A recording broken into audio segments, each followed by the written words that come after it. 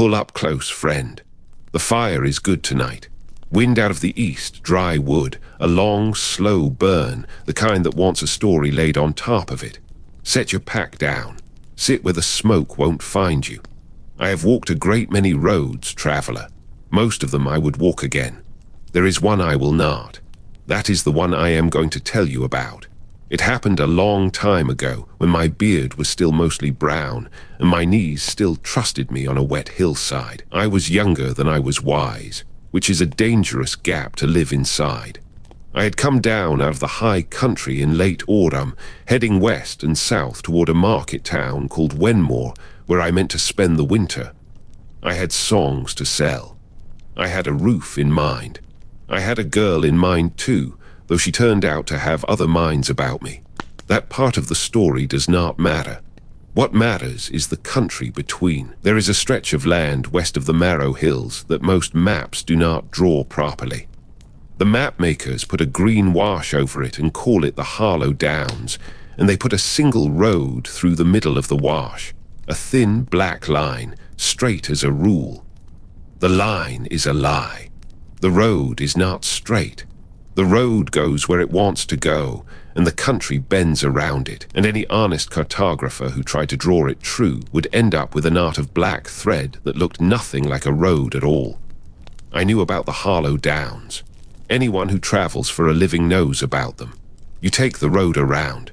You go north, up through Cleve and the Three Springs and down again past the old salt works, and you add 4 days to your journey, and you are glad of those 4 days. You do not cut through. That is the rule. I broke it. I will tell you why. Because if I do not, you will think me only foolish, and the truth is I was foolish and tired and proud, which is a worse combination. I had been on the road 11 weeks. My boots were past mending. I had a fever creeping up the back of my neck, not a bad one, the kind that makes you stupid rather than the kind that makes you ill. And I had run into a tinker at an inn the night before, a sharp-eyed little man with a cart full of pins and ribbons, who had laughed at me when I said I meant to go north. Through the downs, he said, that's your road. Saves you 4 days. I do it twice a year. I asked him about the stories. Stories, he said, and he winked at me like we shared a secret. Stories are what the long way is paved with, Bard. You of all people should know that, so I went through the downs. Listen, traveler, there are 2 kinds of mistakes a man can make. One kind, you see it coming, and you make it anyway because you are too tired to argue with yourself. The other kind, you do not see it at all until you are already a long way inside it. The downs were the first kind. I knew, and I went. The road into the Harlow Downs leaves the main track at a place called the Stoop, where there is a low stone shrine to no god in particular, just a heap of round white stones piled up by travelers over the years. Some say it is for luck. Some say it is to warn you. I added a stone. I always added a stone in those days, and I turned my feet southwest and walked into the country. The first day was easy. The land was rolling and grey-green, all wide pasture and small flocks of sheep watched by no one I could see. The road was good underfoot. I passed 2 farms set well back from the track, low stone houses with smoke coming out of the chimneys and dogs that barked at me from the gates but did not run out. I waved. I sang a verse or 2 as I walked. The fever in my neck had cooled. I felt like a man getting away with something. By the second day the land had begun to change. It is hard to say how, friend, because the change was slow and the change was small. The hills got rounder. The grass got shorter. The light went a little flat, the way light does when you are walking under a high, thin overcast, even though the sky was still mostly blue. There were no more farms. There were no more sheep.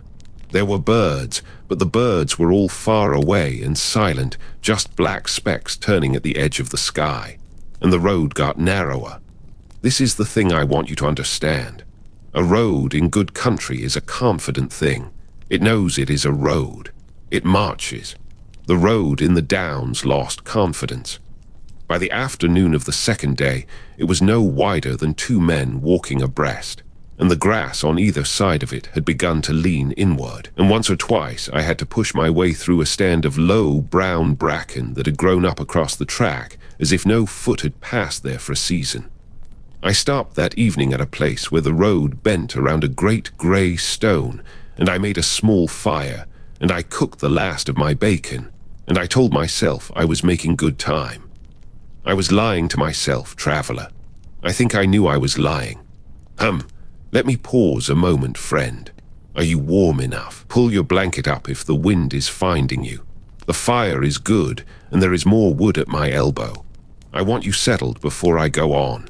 This next part is harder. The third day was the day I met the family. I had been walking since first light, and the road had narrowed further, and the sky had not changed since I woke. It was the same flat overcast it had been the afternoon before. I do not think it had moved. I remember stopping at one point and looking up and trying to find the sun, and not being able to, and feeling a small cold thing turn over in my chest. I told myself it was just weather. It was not just weather. Around the middle of the day I came up over a low rise, and below me, in a shallow fold of the land, there was a house. I will tell you about this house, friend, because it matters. It was a long, low stone farmhouse with a turf roof gone to moss, set in a yard of beaten earth, with a byre on one side and a small orchard of bent apple trees on the other. There was smoke coming out of the chimney. There was a single grey horse standing in a paddock, head down, not eating. There was a woman in the yard, hanging out washing. It was the most ordinary sight I had seen in 2 days, and the moment I saw it, every hair on the back of my neck stood up. I cannot explain that to you, traveller. I have tried to explain it to myself many times. The house was just a house. The woman was just a woman. The horse was just a horse, except that the horse did not move, did not graze, did not flick its tail at flies, and there were flies. The flies I noticed first. There were a great many flies, more than that small yard should have held, and they were not bothering the horse. I almost went past. I should have gone past. But the road went right by the gate, friend. The road went right by the gate, and the woman in the yard looked up from her washing, and she saw me, and she smiled. She had a good smile. That is the part I want you to hear. She was perhaps 40, broad-shouldered, dark hair tied back with a strip of red cloth, a strong, plain face with a good smile in it. She lifted a hand. "Bard," she called. "You'll be wanting water." It was not a question, and she was right. I was wanting water. My skin had been bothering me all morning. I went down to the gate. Up close, she was younger than I had thought, perhaps 35. There were 2 children at her skirts now, a boy of maybe 7 and a girl of maybe 5, both dark-haired like her, both barefoot, both staring at me with the flat, quiet curiosity of farm children who have not seen a stranger for a long time. The boy was holding a piece of bread. The girl was holding nothing, but her hands were cupped together in front of her chest, as if she were carrying something invisible, and I noticed that, friend. I noticed that, and I filed it away, and I said nothing. "You'll come in," the woman said. "My husband is in from the field shortly. We don't see many travelers." I told her I could not stay. I told her I was making for Wenmore, and meant to be over the next ridge by nightfall. I said it politely. I said it twice. She nodded as if I had not spoken. "You'll come in," she said again, in exactly the same voice. "We don't see many travelers. And here is the part I have not been able to explain to anyone since, traveller. Here is the part where, if I were telling this story in a tavern, the listener would say, 'Well, you ran, didn't you? You took one look at that yard and you ran.' And I would have to say no. No, I did not run. I went in. I went in because she had a good smile, and I was thirsty, and I was tired, and my feet hurt, and there was a smell of stew coming out of the open door of the house, mutton and barley, and something herbal I could not place. I went in because she was a woman alone in a yard with 2 small children, and the sun was high, and what kind of a man, what kind of a bard, what kind of a teller of tales refuses a cup of water from a woman with 2 small children at her skirts? I went in because I wanted to. That is the thing I have to admit, friend. That is the thing I will admit to you and to the fire and to no one else. I wanted to go in. Something about that yard wanted me, and I wanted it back. And whatever was waiting in that house had been waiting a long time, and it knew exactly what to put in the air to make a tired man walk through its gate. The inside of the house was clean. I want to say that plainly because it matters. It was clean and warm and ordinary. There was a long scrubbed table down the middle of the main room with benches on either side. There was a hearth at the far end with a part hung over it, and the part was where the smell of stew was coming from. There was a loom in the corner with a half-finished piece of grey cloth on it. There were 2 bunches of dried herbs hanging from the rafters. One I recognized as meadowsweet. The other I did not recognize at all. There were no windows. I want you to hear that, traveler. The house had no windows. I had seen no windows from the outside either, and I had not noticed, because the eye does not always see the thing that is missing. It sees the thing that is there. The walls were thick stone. The light came from the open door behind me and from the hearth at the far end, and that was all the light there was. The woman pulled out a bench for me and set a wooden cup down on the table. "Sit," she said. "I'll fetch the water." She went out through a low door at the back. The 2 children stayed. They sat down across from me on the other bench, the boy and the girl, and they put their small hands flat on the table, and they watched me with their flat, quiet eyes, and they did not speak. I tried to speak to them. I asked the boy his name. He looked at me. I asked the girl her name. She looked at me. I asked the boy if he liked songs, and at that he tilted his head slowly, the way a bird tilts its head when it is trying to decide what kind of thing is in front of it. The girl uncupped her hands. There was nothing in them. I want you to know that. There was nothing in her cupped small hands, no insect, no pebble, no flower. She uncupped them, and she showed me the nothing she had been carrying, and then she cupped them again and looked down at the nothing as if it were precious. The woman came back with a clay jug. She poured the cup full. The water was cold and clear and tasted of nothing at all, which surprised me because well water in that country usually tastes of iron or chalk or both. This water tasted of water. I drank it down. She poured me another. "My husband will be in shortly," she said. "He'll want to meet you. We don't see many travelers." She had said that 3 times now. I had counted. I thanked her. I told her again that I had to move on. I stood up. She did not move to stop me. She did not raise her voice. She did not do any of the things that I want to tell you she did, because none of those things would be true. What she did was, she looked at me. She looked at me with her good plain smile, and she said, almost kindly, "You'll want to be in before dark, Bard. There's only the one house." And then she said, "My husband will be in shortly." I went out of that house, traveler, and I walked across that yard, and I went through the gate, and I got back onto the road and I walked. I did not run. I want to be clear about that. I did not run. I walked at a steady traveling pace, the way a bard walks who has had a cup of water from a strange farm wife and is now politely on his way. I walked, and I did not look back, because I was afraid that if I looked back, the woman would still be standing in the yard watching me, and I was more afraid that she would not. The road went up over the rise and down the other side, and within a quarter of an hour I could no longer see the house, and within half an hour I could no longer hear anything at all. That was the first thing I noticed about the country after the house. There was nothing to hear. Before the house, there had been wind in the grass, distant birds, the small dry sounds a road makes under a man's feet. After the house, there was nothing. My boots made sound. My breath made sound. Nothing else made sound. The wind had stopped. The birds were gone. Even the flies that had not been bothering the grey horse, even they were not in this part of the country. I walked faster. The road went on. The light did not change. The flat overcast that had been over me since the morning was still over me, exactly as it had been, and as the afternoon went on, I began to understand that the light was not going to change. The light was going to be this light until something else happened. The light was waiting for something.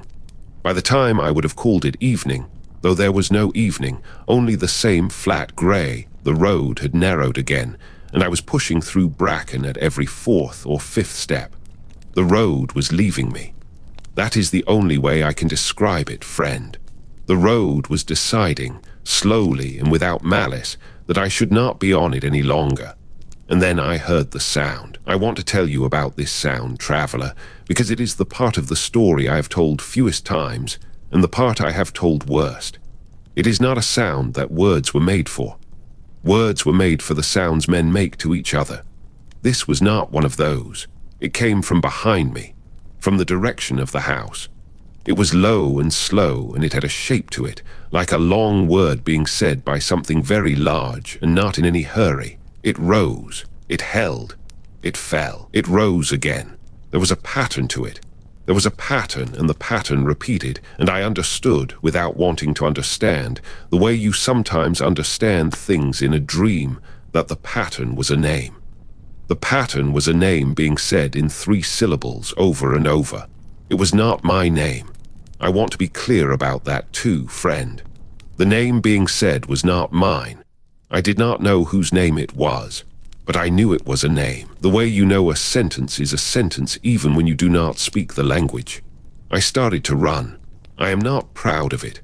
A bard is supposed to be a man of some dignity on the road. I ran. I ran until my chest hurt, until my pack was slamming against my back, until my fevered neck was a column of fire. The bracken tore at my legs. The road wandered. I did not care. I went where the road went, and I went fast, and behind me the sound rose and held and fell and rose again. And I could not tell if it was getting closer or staying where it was, because a sound like that does not behave the way ordinary sounds behave. It was simply there. It filled the country. I ran until I could not run anymore, and then I walked, and then I stopped, and I stood on the road with my hands on my knees and my breath soaring in and out of me, and I listened. The sound was still there. It was no closer. It was no further.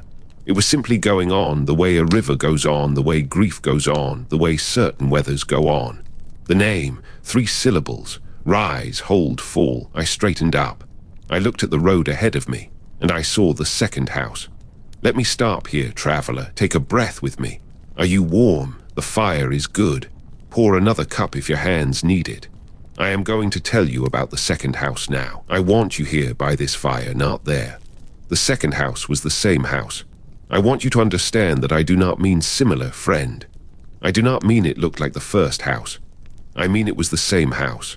Long, low stone, turf roof gone to moss, byre on one side, orchard of bent apple trees on the other, yard of beaten earth, smoke from the chimney, grey horse in the paddock, head down, not moving, washing on a line, woman in the yard. She looked up. She saw me. She smiled. Bard, she called. You'll be wanting water. I stood in the road, friend, and I felt something inside me come loose. I cannot describe it better than that. There was a part of me that had been holding a thing in place since the first house, holding it with both hands, white-knuckled, the part of me that believed I was walking through the world. That part let go. The world I had been walking through was not the world. The road I had been walking on was not a road. The country I had wandered into had rules, and the rules were not the rules I knew. And the woman in the yard was going to be in every yard, and the house was going to be every house. And the sound behind me was going to follow until the thing it was calling for came out to answer. I did not go to the gate. I stood in the road, and I did not go to the gate, and the woman watched me, and her smile did not change. After a moment, she lifted her hand again, the way she had the first time, and she called out, in exactly the same voice, "You'll want to be in before dark, Bard. There's only the one house." I did the only thing I could think of, traveler. I sang. I do not know what made me do it.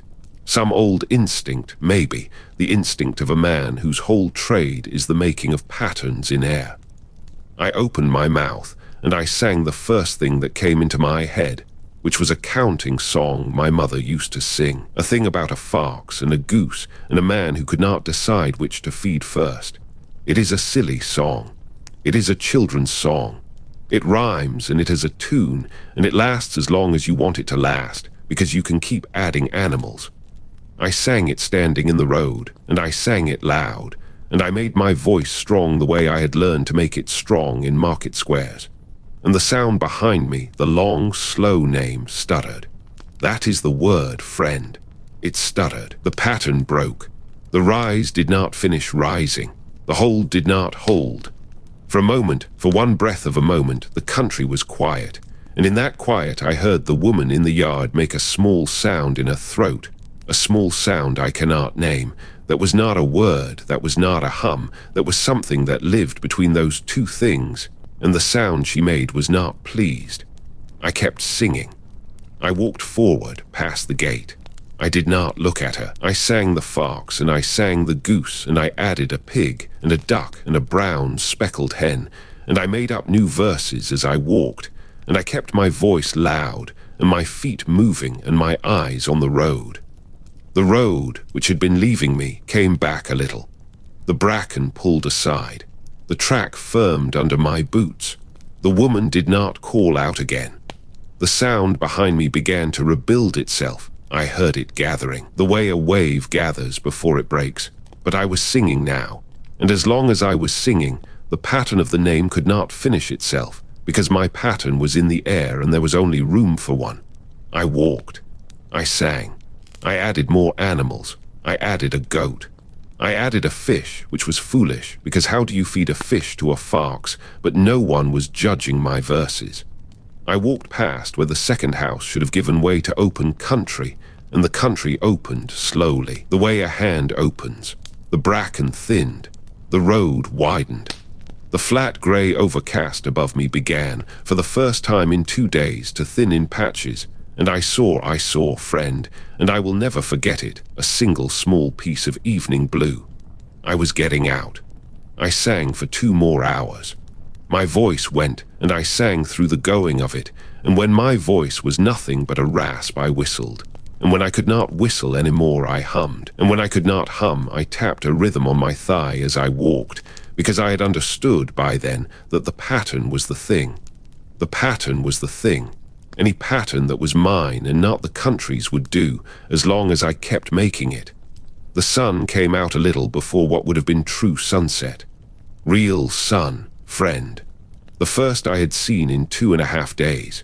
It came out low and red on my right, which meant west, which meant I was still walking in the direction I had meant to walk in, which I had begun, somewhere in the middle of all of this, to doubt. The road came up over a final ridge, and there below me was a proper country, a real country, hedgerows, a river, a cart track joining the road from the south, a herd of cows in a field mooing the ordinary complaints of cows, a man on the cart track with a dog. The dog barked at nothing the way real dogs bark. I sat down in the road, friend, and I cried. I do not mind telling you. I sat down in the road and I put my face in my hands and I cried like a child. And then I stood up and I walked down the ridge to the man with the dog. And I asked him, in a voice that came out as a whisper because I had no voice left, where I was. He looked at me strangely. He said the name of a village I had never heard of, in a county I had been meaning to reach in 3 more days. I had walked in 2.5 days through the Harlow Downs, a distance that should have taken 5. Or I had walked the right distance, and time had not been with me the whole way. I do not know which traveller. I have never known. I have asked in the years since, and no one knows. The Downs do not give that kind of answer. Forgive me, friend. Let me pause. My voice has gone soft in the telling, and I want to come back to where we are. We are here at this fire, and you are warm, I hope. Drink something if your throat needs it. I will finish. I spent that winter in Wenmore as I had meant to. I sold no songs. I had no songs to sell. The thing in my throat that makes the songs had gone quiet, and it stayed quiet for the better part of a year. I worked in a stable. I shoveled. I forked hay. I led horses out and led them in. The stableman thought I was a runaway monk. I let him think it. The songs came back slowly. They came back different. There were songs I had known all my life that I could not sing anymore, because when I tried to sing them, my mouth made the wrong shapes, and the songs came out wrong, and I would have to stop. The counting song about the fox and the goose was one of them. I have never sung it again, friend, in 30 years. I cannot. My mouth will not. There were other changes.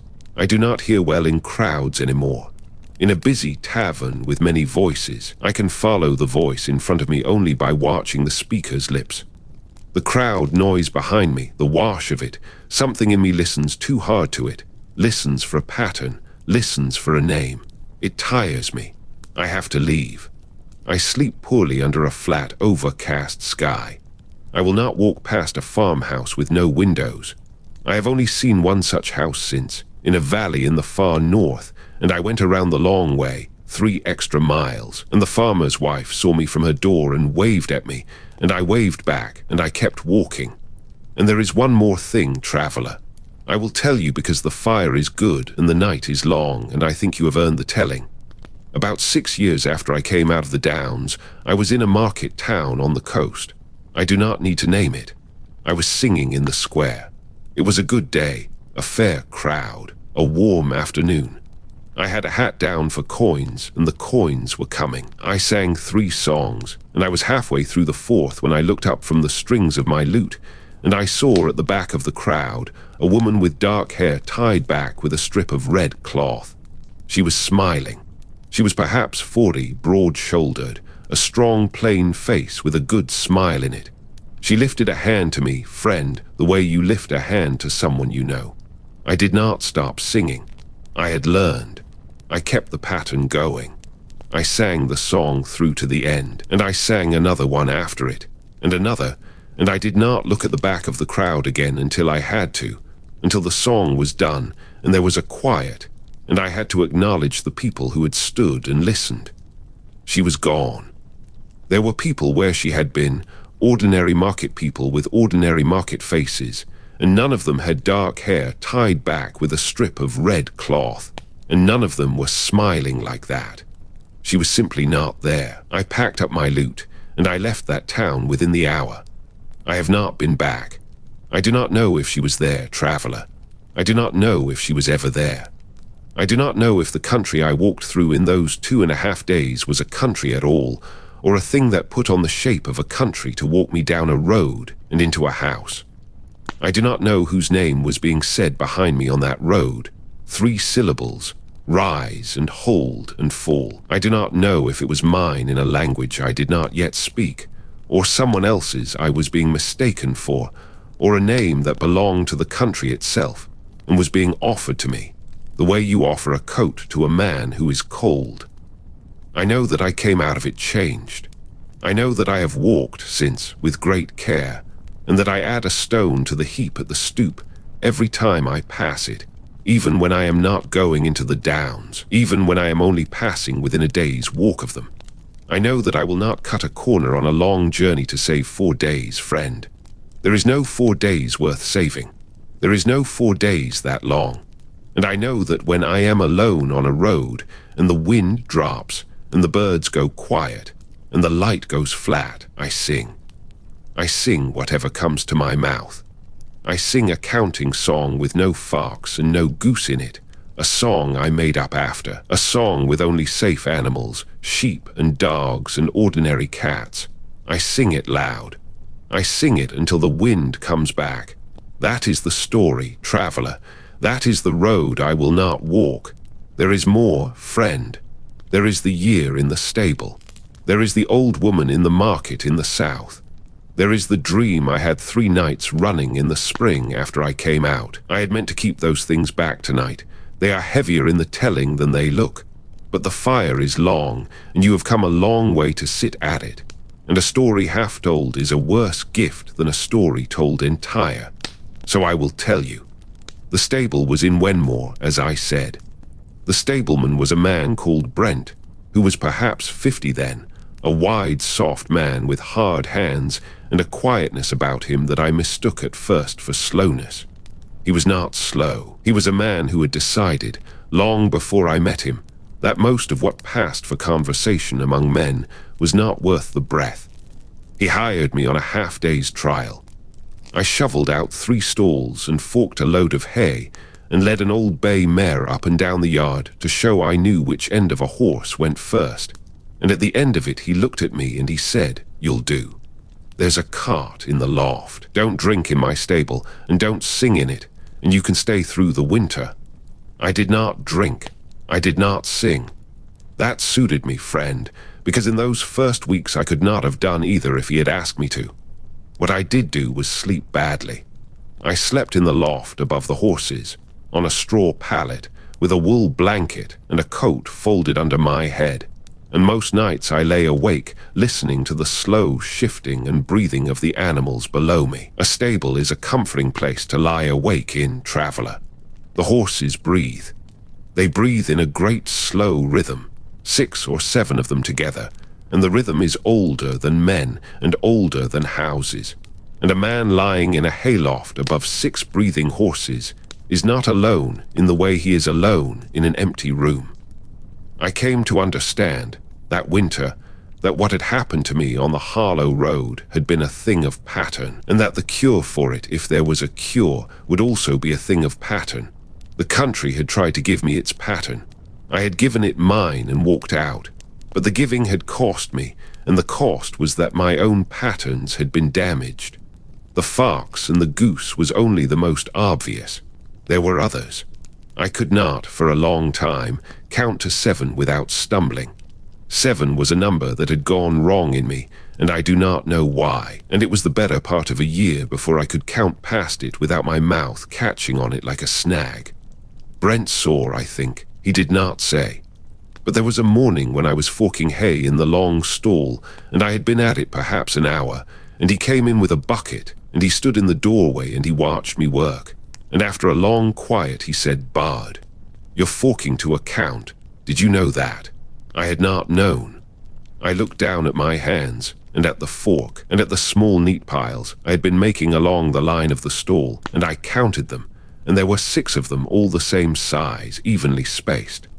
I had been forking in 6s, not in 7s, in 6s. Brent said, "Whatever you're counting against, it'll wear out before you do. Keep going." He went out with his bucket. I stood there a long while, friend, and I leaned on the fork, and I felt something inside me loosen by a small amount. Brent had been a soldier once. He never said where. But a man who has been a soldier and come home and chosen a stable knows things about damage and about waiting. And what he said to me that morning was the truest piece of medicine anyone has ever given me. Whatever you're counting against will wear out before you do. I kept going. I forked in 6s, and then in 7s when I could, and the 7 came back to me slowly, 1 count at a time, the way a frozen hand comes back when you put it near a fire. By the spring I could count to 100 without flinching. By the summer I could sing again, a little in a soft voice, to the horses, when no one was listening. By the next autumn I had a hat down in the market square again, and I was working the road in a small way, and I was, by any outside measure, a bard once more. But I was not the same bard. I will tell you what I mean. Before the Downs I had been a singer of pretty things. Love songs mostly. Drinking songs. The kind of light, easy verses that travel well in a tavern and put coppers in a hat. After the Downs, I could not sing those songs without something underneath them feeling false. I would be 3 verses into a lover's complaint, and my throat would close on the next line, and I would have to break it off and pretend I had forgotten the words. The crowd would laugh. I would laugh with them. But I had not forgotten the words. The words had refused to come out of me, because the words were not true enough to come out of me anymore. What I could sing, what I found I could sing, were the older things, the long ballads, the ones with deaths in them, the ones with the supernatural standing at the edge of the firelight, never quite stepping in. I sang the ballad of the drowned girl, and the ballad of the king who would not bury his son, and the ballad of the rider who came to the door 3 nights running and would not say his name. I sang those, and I sang them well, and the crowds were smaller, but the coppers were the same, and sometimes a little more. because a man who has been somewhere can sing about going somewhere in a way that a man who has not been cannot. That is the lesson of the stable year, friend. A man is sometimes broken in a way that changes what he is good for, and what he becomes good for after may be a thing he could not have been good for before. I do not say this is a fair trade. I do not say I would not take the old easy songs back if I could. But the trade was made, and I have lived inside it for 30 years, and I will not lie to you and say there has been nothing in it worth having. Now, the old woman in the market in the south. This was perhaps 3 years after the Downs. I was working a market in a town called Penrith on the south coast. In high summer, there was a woman selling herbs and dried things from a low table at the edge of the square, meadowsweet and feverfew and chamomile, and a few things I did not know, and she had been listening to me sing for most of the afternoon. She was old, 80 perhaps. Her hands on the table were brown and knotted, and her eyes were the cold, pale blue you sometimes see in the very old, the blue that has gone past being a color and become a kind of light. When the square thinned out toward evening, she beckoned me over. I went.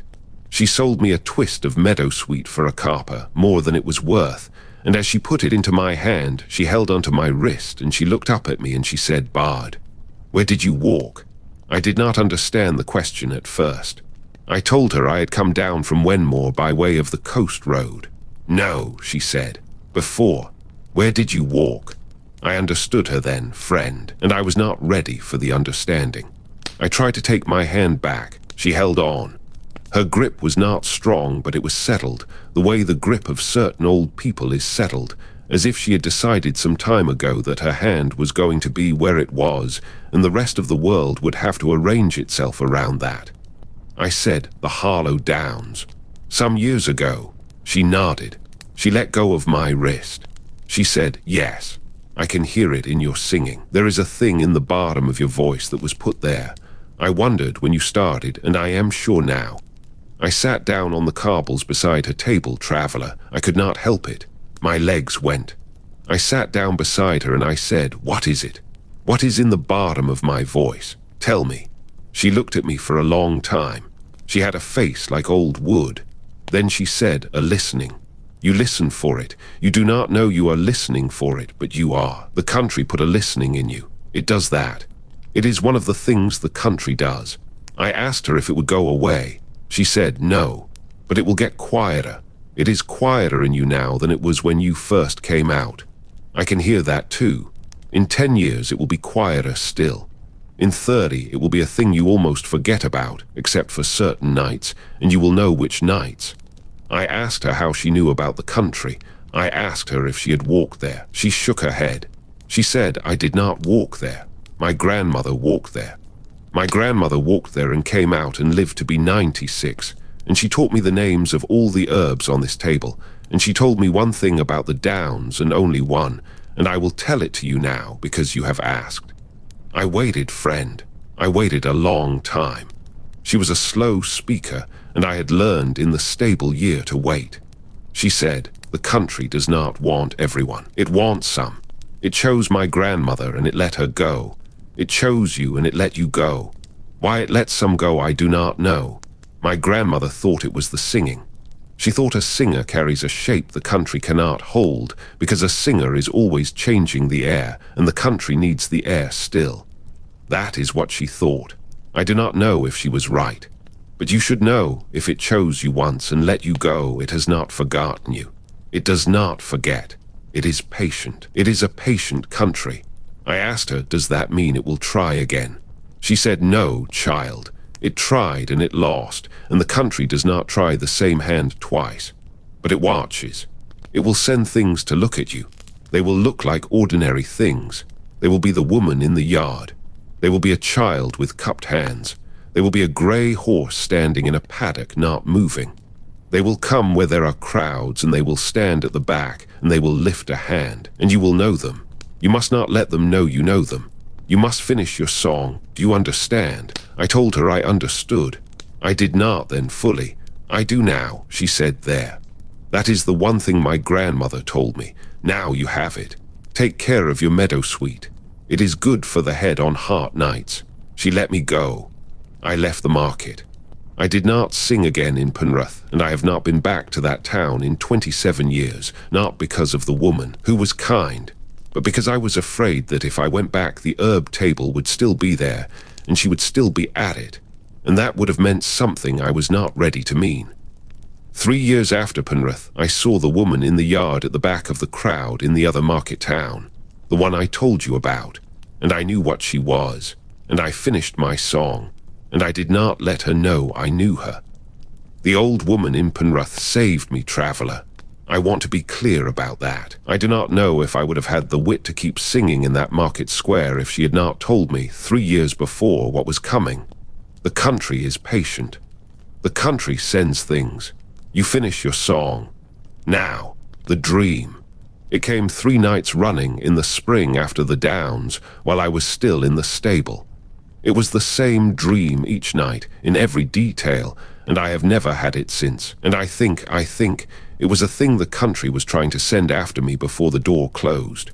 A last reaching. A last effort to call me back. After the 3rd night it stopped, and I never dreamed it again, and I have taken that to mean the door is closed, and the country has, in the matter of the dream, given up. In the dream I was a child, 6 or 7. I was barefoot. I was standing in a yard of beaten earth in front of a long, low stone house with a turf roof, and my hands were cupped in front of my chest, and there was nothing in them, and I knew without being told that I was carrying something precious, and that I must not drop it. I was waiting for someone to come down the road. That was the whole of the dream, friend. I stood in the yard, and I waited. I did not know who I was waiting for. I knew only that they would come down the road, and that when they came I would uncup my hands and offer them what I was carrying, and that what I was carrying was the most important thing I had ever been given, and that I had been waiting a long, long time for the right traveller to come down the road to take it. In the dream I was happy. That is the part I want you to hear. In the dream I was happy and patient and good, and the yard was warm and the light was kind, and I loved the person I was waiting for, although I did not know who they were, and I knew that they loved me. I woke each of those 3 mornings, friend, with my hands cupped in front of my chest under the wool blanket. I had been holding them like that in my sleep. The first morning I did not notice until I had been awake some minutes. The second morning I noticed at once. The third morning I woke before dawn with my hands already uncupped and pressed flat against my chest, hard, as if I had been trying to push something out of myself, and I was weeping, and I did not know why I was weeping, and I sat up in the loft, and I listened to the horses breathing below me, and I said aloud into the dark, I am not the child. I am not the child in the yard. I am a man in a hayloft, and I am not the child in the yard. I said it 3 times. I do not know why 3. It seemed the right number. The dream did not come back. I have thought about that dream for a great many years, traveller. I do not know what it means. I have a guess, and I will tell it to you, and you can do what you like with it. I think the girl I saw in the first house, the small girl with her cupped hands, carrying nothing as if it were precious, I think she had been in that yard for a long time. I do not know how long. I do not know if she was a child in any sense you and I would mean it. But I think she was waiting for someone, the way I was waiting in the dream, and I think what she was waiting to give them was the thing the country wanted to give me. And I think when I walked into that yard and sat at that table and drank that water, the country thought at last, here, take this from her. She has waited so long. And I think when I stood up and went out the door, the country did not understand at first that I was going.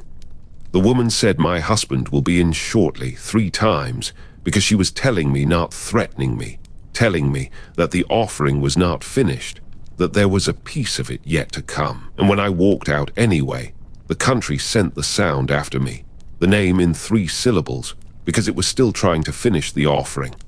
And the dream 3 nights running was the country trying one last way from inside me to put me back in that yard so the small girl could uncup her hands and finish. I am guessing, friend. I want to be clear. I am only guessing. The country did not explain itself to me, and it does not explain itself to anyone. But that is my best guess, and I have lived with it a long time, and it is the guess that lets me sleep on the nights when I can sleep at all. The thing I never decided, the thing I still have not decided, after all these years, is whether what the small girl had in her cupped hands was a curse or a gift. I have known it both ways. There have been years when I was sure it was a curse, and I have been grateful on those years that I walked out. There have been years when I was sure it was a gift, a real gift, and a great one, and I have wondered on those years what kind of bard I would be now if I had stayed, if I had let her uncup her hands into mine, if I had carried it out with me into the world. A better bard, maybe. A truer one. A bard who knew the older song the country was singing, the long, slow name in 3 syllables, and could sing it back. Or a bard who was nothing at all anymore. A bard who had been folded into a yard of beaten earth and stood there for 100 years with his own hands cupped in front of his chest, smiling at travelers, waving them in for water. I do not know, traveler. I will tell you I do not know, and I will tell you I have made my peace with not knowing. But the peace is a thin peace, friend, and on certain nights it is thinner than on others. And on those nights I sing my counting song with only safe animals in it, the one I made up after, and I do not look at the door of the place where I am sleeping, because I am afraid I will see, on the threshold, a small girl with her hands cupped in front of her chest, waiting. That is the whole of it now. That is everything I have not said before. What I will tell you in closing is this. If you ever find yourself on a long road, and a sharp little tinker offers you a shortcut through a country he says he travels twice a year, listen to him politely. Buy a pin from him if you need one, and then take the long way. Take the 4 extra days. The 4 days will give you nothing back but 4 days, and 4 days is a small thing to lose, and the country those 4 days saves you from going through is not a small thing at all.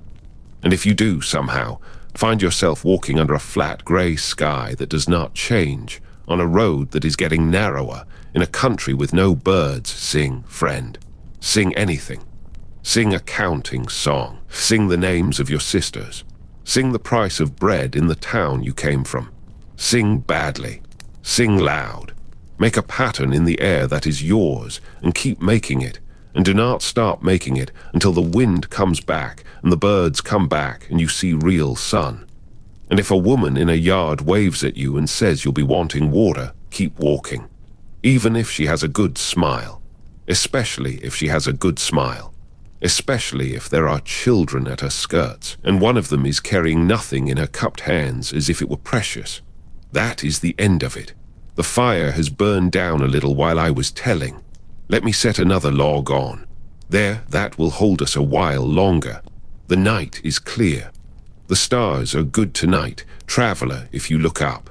There is the long line of them across the middle of the sky that the old shepherds call the spilled road. I like that name better than the proper one. A road that was spilled and could not be picked up again. There is something honest in that. Sleep when you are ready. I will keep the fire. I do not sleep much these nights anyway. An old bard with a story in him does not sleep until he has told it, and then he sleeps better than he has any right to. Rest well, friend. The road tomorrow is a good one. I have walked it. There are no houses on it that should not be there. There are sheep, and there is a stream worth stopping at around the middle of the day, and there is a village at the end of it with a baker who keeps her bread warm until well after dark. Take the long way when you can. Good night, traveler. Good night.